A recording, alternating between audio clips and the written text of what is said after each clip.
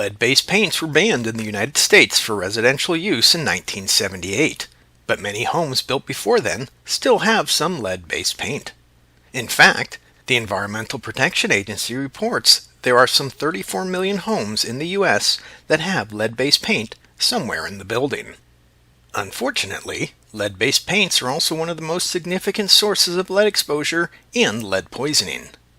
As these paints deteriorate, are disturbed, or when they are unsafely removed from surfaces by dry scraping, sanding, or open flame burning, lead-containing dust can contaminate a property.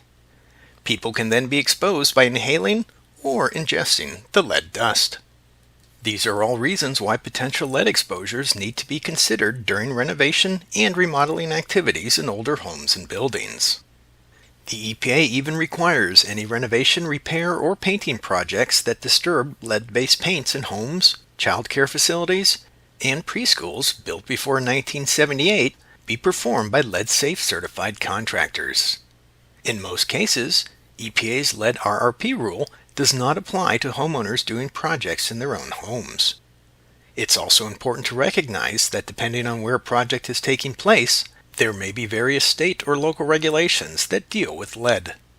For those taking on a renovation, repair, or painting project, EPA provides the following tips for lead-safe work. Set up safely. Protect oneself. Minimize dust. Leave the work area clean.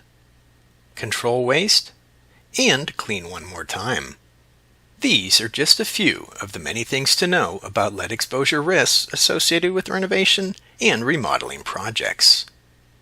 To learn more about this or other industrial hygiene, indoor air quality, environmental health, or safety issues, please visit the website shown on the screen.